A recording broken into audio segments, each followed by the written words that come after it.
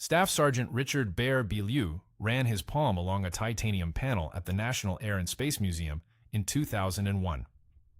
Smooth. No pitting, no scarring, no patch welds.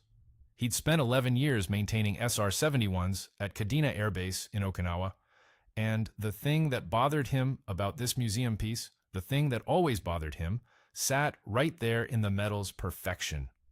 Over 4,000 surface-to-air missiles had been fired at SR-71 Blackbirds during their operational lifetime. Not a single one connected. The panel looked factory fresh because, functionally, it still could be. How do you build something that fast? And why did the Soviets keep shooting at it when they kept missing? Those two questions drove 25 years of Cold War fury on both sides. The Americans poured money into speed. The Soviets poured money into missiles. If you've got a take on which side played that game smarter, drop it in the comments. I want to hear it. Hit subscribe and like so you catch the full story when the next part drops, because this one goes places the official history skips. Bealieu told an interviewer in 2004 that ground crews at Kadena heard about missile launches the way most people hear about weather. Routine. A Blackbird would come back from a sortie over North Vietnam or the Chinese coast, and the debrief would mention 6, 8, sometimes 12 SA-2s fired in a single pass. The pilot's voice on the post-flight recorder would sound bored. "They threw a few at us around Hanoi," one recording captured a pilot saying, "Didn't see anything close." That word, close. By SR-71 standards, close meant a missile detonating somewhere in the same postal code. The aircraft cruised at Mach 3.2, 85,000 feet. At that altitude, the sky turns indigo and the curvature of the Earth bends across the windscreen. An SA-2 guideline missile, the backbone of Soviet air defense through the 60s and 70s, topped out around Mach 3.5. On paper, faster than the Blackbird. So why couldn't it catch one? Because speed alone doesn't kill airplanes. Geometry does. An SA-2 needed time to climb. It launched from near sea level, burning through its booster stage, then its sustainer motor, clawing upward through thickening drag. By the time it reached 80,000 feet, it had burned most of its energy just getting there. The SR-71, meanwhile, had arrived at that altitude 40 minutes earlier and covered ground at 32 miles per minute. The missile wasn't chasing a target. It chased a point in space where the target used to be. Soviet radar operators figured this out fast. Their tracking stations could paint the Blackbird on scope without much trouble. The aircraft's radar cross-section ran larger than Lockheed liked to admit. But painting it and hitting it occupied entirely different categories of difficulty. The fire control computers feeding those SA-2 batteries needed the target to behave like a normal airplane, fly at normal speeds, turn at normal rates, exist within normal engagement envelopes. The SR-71 did none of that. Bealieu remembered a specific afternoon in 1972. A crew returned from a mission over North Vietnam. The pilot, whose name the records don't preserve, climbed down the ladder and told the ground team that Hanoi had launched what the electronic warfare officer estimated at 8 missiles in under 90 seconds. The pilot described the experience as watching fireworks from a penthouse. Every missile detonated thousands of feet below and behind the aircraft. The closest one, the EWO's instruments, put it at roughly 5 miles back. 5 miles. The entire Soviet air defense problem lived in that single number. Seeing the Blackbird and shooting at it were easy enough. Solving the math fast enough to put a warhead inside the kill radius before the target had already moved on was not. Ground crews like Bealieu never worried about battle damage. They worried about heat damage, fuel leaks, the nightmare of handling JP-7 propellant that could dissolve boot soles. The titanium skin they maintained had one enemy, and it flew at Mach 3 on the American side. Soviet missiles ranked somewhere below weather and corrosion on the list of operational concerns. 4,000 launches, 0 hits. The scoreboard stayed frozen for the entire program. Kelly Johnson had the drawings on his desk before Gary Powers hit the ground. That's not metaphor. On May 1st, 1960, an SA-2 battery commanded by Major Mikhail Voronov put a missile close enough to Powers' U-2 to shred its tail section at 70,000 feet over Sverdlovsk. The CIA's invincible spy plane, the one Allen Dulles had personally assured Eisenhower could never be touched, tumbled out of the sky like a broken kite. Powers ejected, survived, and landed in a Soviet farmer's field. Khrushchev paraded the wreckage on state television. The diplomatic fallout cratered a planned summit in Paris. And back in Burbank, California, inside Lockheed's Skunk Works facility, Johnson pulled a file labeled A-12 from a locked cabinet and told his team they had 18 months to make it fly. He'd been working the problem since 1957. 3 years before Powers went down, Johnson already understood that the U-2's survival strategy, fly too high for interceptors to reach, had an expiration date. Soviet missile technology improved every fiscal quarter. The SA-2 that nailed Powers operated at the ragged edge of its performance envelope, sure, but the next generation wouldn't need to strain. Johnson's internal memo to Lockheed management used language that bordered on rude. The U-2 is a sitting duck that happens to sit very high. Height alone will not protect the follow-on aircraft. Speed must. So, what did speed must actually require? Look at the numbers Johnson faced. He needed an airframe that could sustain Mach 3+ for hours, not seconds. No aircraft in history had done that. The X-15 research rocket hit higher speeds, but flew for minutes at a time and landed as a glider. Johnson needed something that took off from a runway, refueled in midair, cruised across entire continents at triple the speed of sound, then came home and did it again 3 days later. The thermal problem alone should have killed the project. At Mach 3.2, air friction heats the aircraft's skin to over 600 degrees Fahrenheit. Aluminum loses structural strength around 400. Steel weighs too much. Johnson's metallurgists landed on titanium. Strong, light, heat-resistant, and nearly impossible to machine with existing tools. Drill bits shattered on contact. Rivets cracked. Welds warped unpredictably and had to be redone by hand. The Skunk Works team invented new fabrication techniques on the fly, and the part that still irritates me is this. They sourced most of that titanium from the Soviet Union. Through shell companies and third-party buyers, the CIA funneled Russian titanium to Burbank so Lockheed could build the airplane designed to spy on Russia. The Soviets never caught on, or if they did, that file stays classified. The A-12 flew for the first time on April 26, 1962, at Groom Lake, Nevada. Area 51, though nobody called it that yet. Test pilot Lou Schalk got it off the ground, immediately hit problems with the flight control system, and set it back down hard on the lakebed. Not a graceful debut. But within weeks, the aircraft reached Mach 2.16, and by 1963 it pushed past Mach 3. Johnson called it the most challenging program I ever managed, which, coming from the man who built the P-38 Lightning and the original U-2, carried weight. The CIA operated A-12s under the codename Oxcart from 1963 to 1968, flying missions over North Vietnam and North Korea that remain partially redacted to this day. The Air Force wanted its own variant, bigger, two-seat, optimized for strategic reconnaissance rather than CIA pinpoint work. That variant became the SR-71.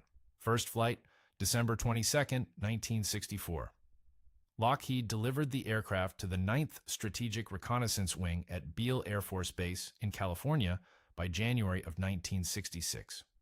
11 months later, the first operational sortie crossed hostile airspace. The missile launches started immediately. By March of 1967, the SR-71 had logged enough sorties to establish a pattern. Every mission over hostile territory triggered missile launches. Every missile missed. The engineering reasons why rarely get the attention they warrant. Start with the engines. Pratt & Whitney J-58s, 2 of them, each producing 34,000 pounds of thrust. But what made them alien? Below Mach 2, they functioned as conventional turbojet engines.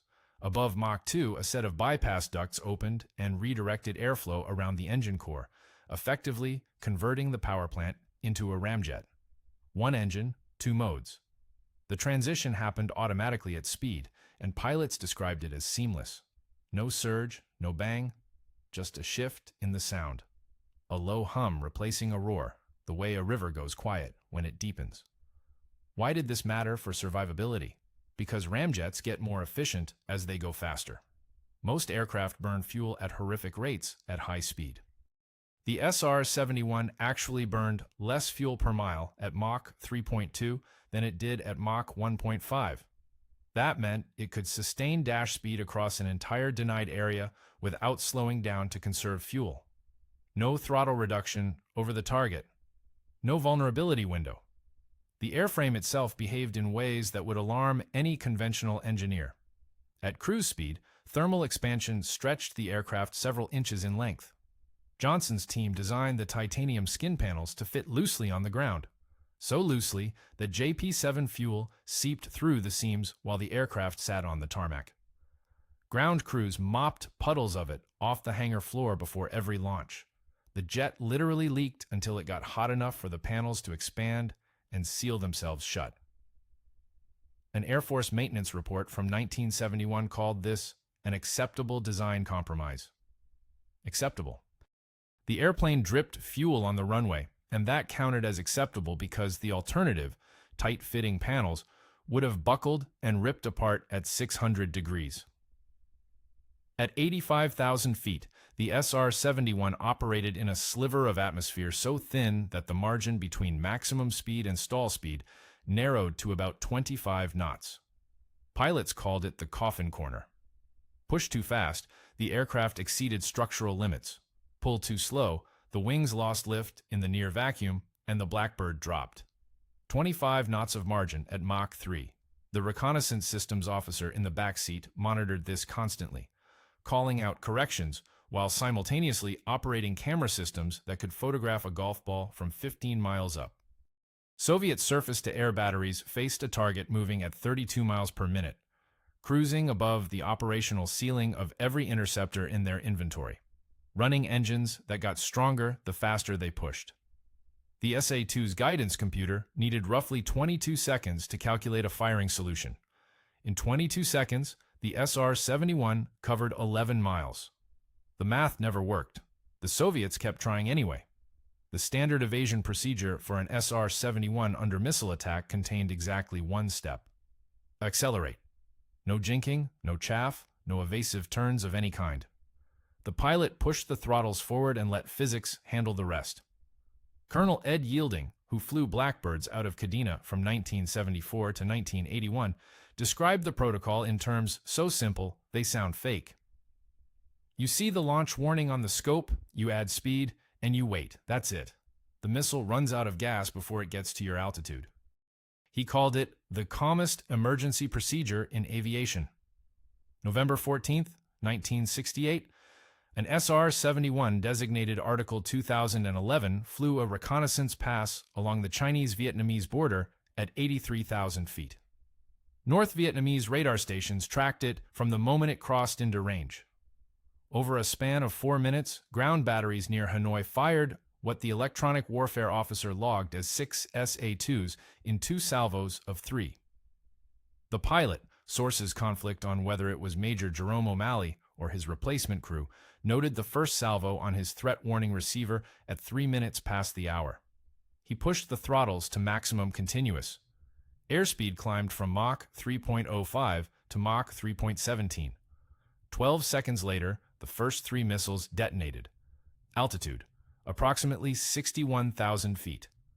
The Blackbird cruised 22,000 feet above the explosions. The second salvo performed worse, bursting even lower as the aircraft pulled further ahead. Total time under threat, about 90 seconds. The crew's heart rates, recorded by biomedical sensors in their pressure suits, showed a bump from resting 72 beats per minute to 86. A light jog, physiologically speaking. What made these engagements so lopsided? The SA-2 used command guidance. A ground radar tracked both the missile and the target, and a computer sent steering corrections to the missile via radio link. That system worked brilliantly against aircraft flying at Mach 1 or below. Against a target at Mach 3+, the guidance updates arrived too late. Each correction pointed the missile toward where the SR-71 had been fractions of a second ago. The cumulative error grew with every update cycle until the missile chased a phantom target trailing miles behind the real one. By 1970, North Vietnamese battery commanders reportedly started launching missiles not to hit the Blackbird, but to record its flight path. A captured after-action report from a battery near Vinh described firings as tracking exercises with live ordnance. Their word, ordnance. Each SA-2 cost roughly $400,000 in 1970 money. The Soviets supplied them. Hanoi spent them like ammunition at a training range, which in practical terms they had become. The MiG-25 Foxbat complicated things briefly. Soviet pilots flying out of Egyptian airfields during 1971 pushed Foxbats above Mach 2.8 in attempts to intercept SR-71s operating along the Suez Canal. The intercepts failed. The MiG-25 could reach the altitude but couldn't sustain it, and its radar couldn't lock the Blackbird long enough for a missile shot. One Soviet assessment noted the Foxbat's fuel state dropped to emergency reserves after just 90 seconds at maximum speed. 90 seconds of useful chase time against a target that could maintain cruise speed for hours. The Blackbird crews heard those MiG engines on their threat receivers, a high-pitched warble distinct from the steady pulse of SAM radar. Pilots at Kadena gave it a nickname, the Mosquito, because it showed up, whined, and left without drawing blood. By 1973, the pattern had calcified into routine. Launch warnings lit up the cockpit. The pilot nudged the throttles. The reconnaissance systems officer kept the cameras running. Behind and below them, Soviet-made missiles burned through their fuel and fell back toward Earth, trailing white exhaust columns that Vietnamese farmers reportedly used to gauge the time of day. We need an aircraft that can kill the American black airplane. That directive, attributed to Soviet Defense Minister Andrei Grechko in 1964, launched a program that consumed over $1 billion rubles and produced one of the most misunderstood fighters of the Cold War. The Mikoyan Gurevich MiG-25 Foxbat looked, on paper, like the answer. Twin Tumansky R-15 turbojets, a service ceiling above 80,000 feet, a top speed that Soviet test pilots pushed past Mach 3.2 in controlled bursts over the Caspian Sea. Western intelligence analysts saw those numbers and panicked. The Pentagon used the Foxbat threat to justify funding for the F-15 Eagle program.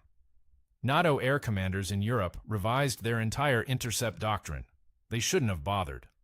The Foxbat's speed came at a price so steep it functionally disqualified the aircraft from the mission it existed to perform. Those R-15 engines drank fuel at a rate that defied belief. At maximum afterburner, the MiG-25 carried enough JP to sustain Mach 3 for approximately 4 minutes before the tanks hit reserve. 4 minutes. The SR-71 routinely cruised above Mach 3 for 90 minutes between refuelings. So what did 4 minutes actually buy you?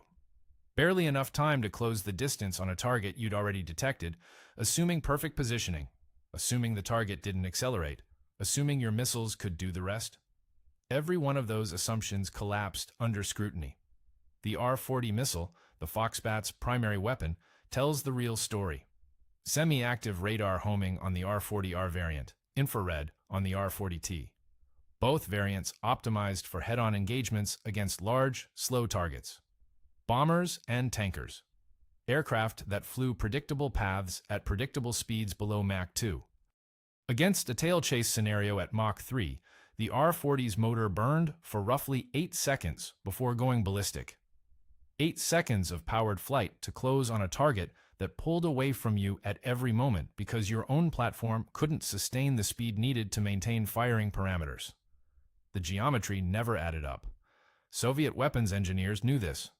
A technical review from the Vimpel Design Bureau, the R-40's manufacturer, noted that successful engagement probability against targets above Mach 2.8 at altitudes exceeding 25,000 meters approaches 0 under tail aspect conditions. Approaches 0 from the people who built the missile. September 6th, 1976 changed everything the West thought it knew about the Foxbat. Lieutenant Viktor Belenko defected from the Soviet Air Force by flying his MiG-25 to Hakodate, Japan. American technical teams swarmed the aircraft within hours.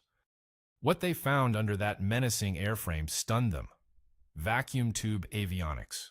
Welded nickel-steel construction, not titanium steel, chosen because Soviet industry couldn't produce titanium airframes at scale. The radar, the massive Smerch-A, put out enormous power, but had the resolution of a flashlight in fog. It could detect a bomber-sized target at decent range. Picking an SR-71 out of ground clutter at 85,000 feet, tracking it smoothly enough to guide a missile? The hardware couldn't do it. The cockpit smelled like old solder and machine oil. American engineers who climbed inside noted toggle switches that belonged in a 1950s bomber, instrument labels stamped in Cyrillic on bezels thick enough to stop a bullet. One analyst wrote in his assessment that the MiG-25 represented brute force engineering applied to a problem that required finesse. The Soviets built a 3-ton sledgehammer to kill a wasp moving at rifle bullet speed. The sledgehammer could swing fast, once, and then it needed to rest. Did the Foxbat ever get close enough to matter? During operations over the Middle East in the early 70s, MiG-25s scrambled against SR-71s on at least a dozen documented occasions. The closest recorded approach, and the records on this are murky, sourced from Israeli radar tracking rather than Soviet or American logs, put a Foxbat within approximately 47 nautical miles of a Blackbird, before fuel state forced the Soviet pilot to break off. 47 miles. Closing speed had already gone negative. The SR-71 pulled away on the same course, at the same throttle setting, and the crew never even acknowledged the intercept attempt on their post-mission debrief tape. The Foxbat just faded off the scope, falling behind like a sprinter who hit the wall at 200 meters of a 400-meter race. 1 billion rubles, an entire aircraft program. And the best it produced was a gap that widened every second. 52,000 feet. That's the altitude where the rules changed. January 31st, 1986. A MiG-31 Foxhound piloted by Captain Mikhail Miyake lifted off from a base on the Kamchatka Peninsula and climbed toward an SR-71 running its standard reconnaissance track along the Soviet Pacific coastline. The Blackbird flew at 81,000 feet. Mach 3.1, same profile it had flown dozens of times before. Miyake didn't chase. He didn't try to match altitude. He pointed his aircraft's Zaslon phased array radar, the first of its kind ever mounted in a fighter, upward at a steep angle and waited for the return signal. He got it. The Zaslon locked the SR-71 at a range of approximately 120 nautical miles. Solid track. Continuous. No fade, no jitter, no ground clutter breaking the solution. For the first time in the Blackbird's operational history, an interceptor held a weapons-grade radar lock long enough to simulate a missile launch. Miyake's wingman, flying a parallel intercept course 60 miles to the east, achieved lock simultaneously. 2 aircraft, 2 independent firing solutions converging geometry that boxed the SR-71 into a corridor where acceleration alone wouldn't save it. Why did the Foxhound succeed where the Foxbat spent a decade failing? Look at what changed. The Zaslon radar operated on a completely different principle. Passive, electronically scanned array, capable of tracking 10 targets while engaging 4.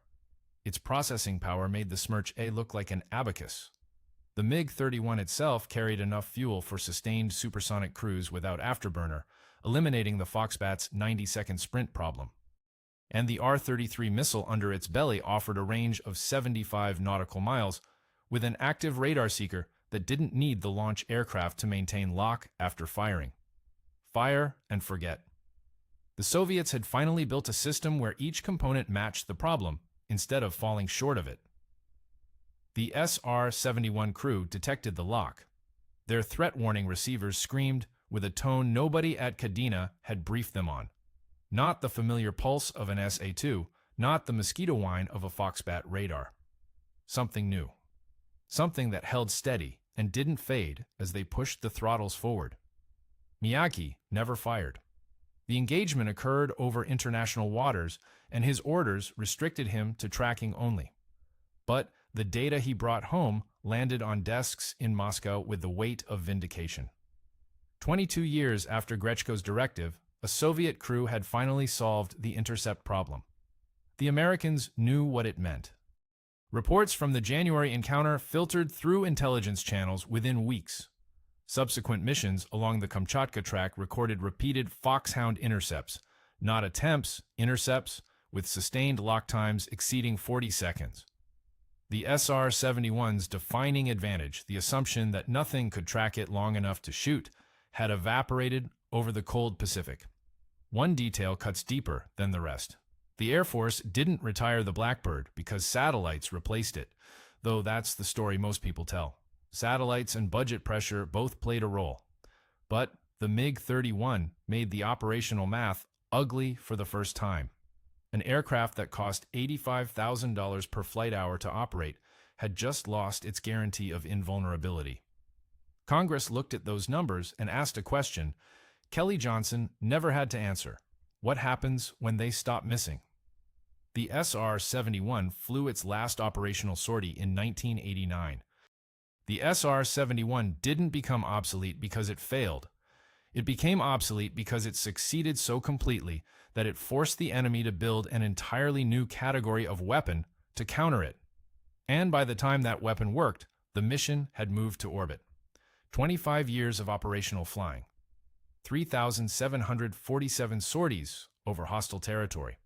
Over 4,000 missiles fired at the airframe across every theater from Southeast Asia to the Baltic approaches. 0 hits, not one scratch from enemy action on any of the 32 aircraft that flew operational missions.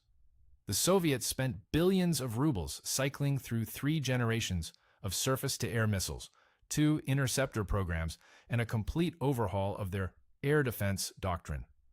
The Americans spent roughly the same period quietly lofting KH-11 reconnaissance satellites that rendered the entire argument moot. By 1985, a satellite pass over Kamchatka delivered better resolution imagery than the Blackbird's optical bar camera on a predictable schedule, without risking a crew, at a fraction of the per-image cost. The SR-71 had made itself unnecessary by buying enough time for the technology that replaced it to mature. The most American outcome possible. Build something so dominant it holds the line until the next thing arrives, then retire it without sentiment. 32 Blackbirds flew. 12 crashed, all from mechanical failures or pilot error. Engine unstarts, hydraulic failures, one mid-air breakup during a test flight that killed crewmember Bill Weaver's backseater, Jim Zwayer, in 1966. The wreckage of those 12 aircraft sits in various states of recovery. A few burned on runways, while others scattered across the Nevada desert in pieces small enough to fit in a shoebox. Article 2023 went down in the South China Sea during a 1968 deployment out of Kadena and rests on the ocean floor at a depth the Navy has never publicly confirmed. The surviving 20 airframes dispersed to museums across the country. SR-71, serial number 617952, sits in the Udvar Hazy Center at Dulles, its titanium skin still carrying the faint smell of JP-7 fuel that ground crews say never fully leaves the airframe. Visitors press their faces close to the glass and see their own reflections laid over that flat black coating. 617955 holds the speed records at the Smithsonian, Los Angeles to Washington in 64 minutes and 20 seconds, set on its final flight, March 6, 1990. The pilot, Lieutenant Colonel Ed Yielding, lit the afterburners over the Pacific and let the Blackbird run one last time. Air traffic controllers along the route heard the double sonic boom roll across 4 states like a door slamming shut on an era. 617967 sits outdoors at the Cosmosphere in Hutchinson, Kansas, baking in prairie sun, its tires flat. Rain pools in the intake cones.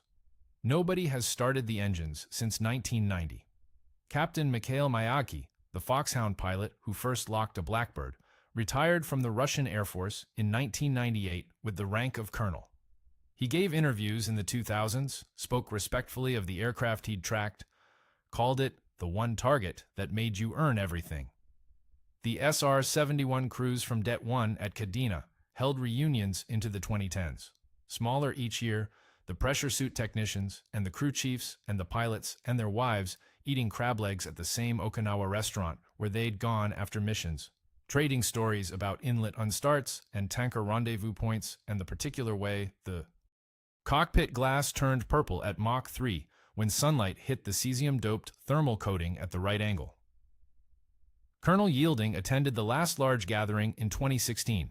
He brought a logbook, handwritten entries, faded pencil, columns for date and Mach number and mission result.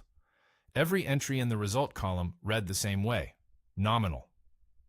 On the morning after the reunion, the surviving crew members checked out of the hotel, caught their separate flights home, and went back to ordinary life, driving speed limits, standing in grocery lines, microwaving leftovers. Yielding stopped at the Kadena main gate on his way to the airport and looked across the flight line where the alert hangars used to stand. The concrete pads remain. Fuel stains from JP-7 still darken the tarmac in long streaks that ground crews never managed to scrub out. A pair of F-15s taxied past on the way to a routine training sortie. The tower cleared them for takeoff. They rolled,